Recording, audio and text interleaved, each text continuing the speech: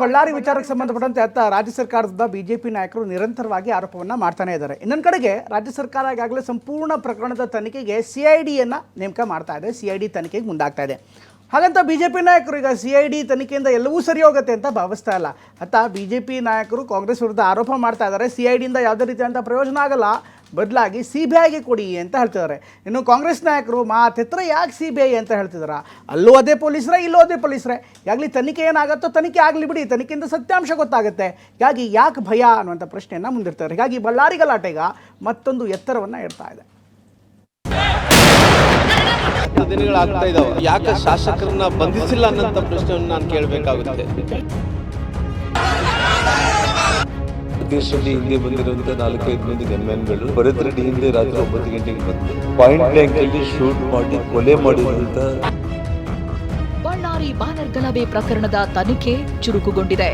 ಸಿಐಡಿಗೆ ವರ್ಗಾವಣೆಯಾಗಿದ್ದು ನಾಳೆಯಿಂದಲೇ ಸಿಐಡಿಯಿಂದ ಅಧಿಕೃತ ತನಿಖೆ ನಡೆಯಲಿದೆ. ನಾಳೆ ಸಿಐಡಿಗೆ ಪೊಲೀಸರು ಕೇಸ್ ಫೈಲ್ ಹಸ್ತಾಂತರ ಮಾಡಲಿದ್ದಾರೆ. ಗಲಭೆ ಸಂಬಂಧ 6 ಕೇಸ್ಗಳ ಪೈಕಿ 4 ಕೇಸ್ಗಳು ಸಿಐಡಿಗೆ ವರ್ಗಾವಣೆಯಾಗಿದೆ.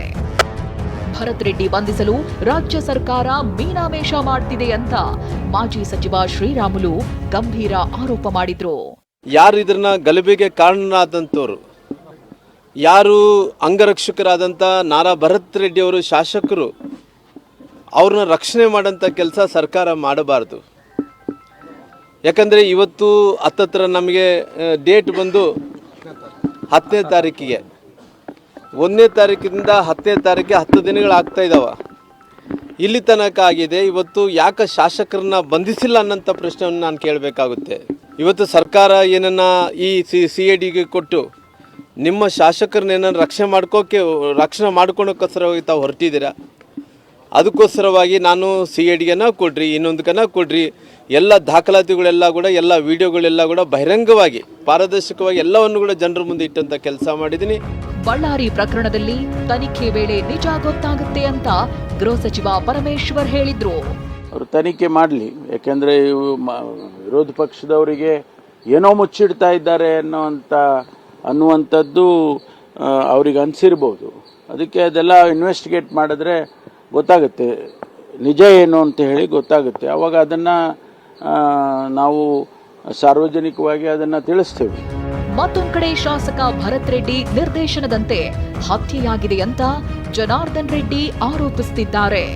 ಯಾವ ಸತೀಶ್ ರೆಡ್ಡಿ ಹಿಂದೆ ಬಂದಿರುವಂತಹ 4-5 ಮಂದಿ ಗನ್ಮ್ಯಾನ್ಗಳು, ಅದೇ ಗನ್ಮ್ಯಾನ್ಗಳು ಭರತ್ ರೆಡ್ಡಿ ಹಿಂದೆ ರಾತ್ರಿ 9 ಗಂಟೆಗೆ ಬಂದು ಆ ಗನ್ನಿಂದ ಪಾಯಿಂಟ್ ಬ್ಲ್ಯಾಂಕಲ್ಲಿ ಶೂಟ್ ಮಾಡಿ ಕೊಲೆ ಮಾಡಿರುವಂಥ ಈ ವಿಚಾರದಲ್ಲಿ ಅವರು ತಪ್ಪು ಮಾಡಿರೋ ಕಾರಣನೇ ಇವತ್ತು MLA ಡೈರೆಕ್ಷನ್ ಮೇಲೇನೆ ಆ ಕೊಲೆ ಆಗಿದೆ ಅಂತೇಳಿ ಇವತ್ತು ನಾನೇನು ಹೇಳಿದ್ದೀನಿ. ನಾನು ಅದೇನೇ ಹೇಳಿ, ಬಳ್ಳಾರಿ ಗಲಭೆ ಇಡೀ ರಾಜ್ಯವನ್ನೇ ಬೆಚ್ಚಿ ಬೀಳಿಸಿದೆ.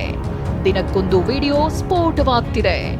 ನಿನ್ನೆಯಷ್ಟೇ ರಾಜಶೇಖರ್ ಸಾವಿನ ಬಗ್ಗೆ ಅನುಮಾನಿಸಿ ಜನಾರ್ದನ್ ರೆಡ್ಡಿ ವಿಡಿಯೋವೊಂದನ್ನ ರಿಲೀಸ್ ಮಾಡಿದ್ರು. ಗುಂಡು ಹಾರಿಸಿದ್ದು ಗೊತ್ತಾಗುತ್ತಂತ ಮೊದಲು ಮಣ್ಣು ಮಾಡೋಕೆ ಗುಂಡಿ ತೋಡಿ ಬಳಿಕ ಮೃತದೇಹ ಸುಟ್ಟಿದ್ದಾರೆ ಅಂತ ಗಂಭೀರ ಆರೋಪವನ್ನ ಮಾಡಿದ್ರು. Bureau report TV9.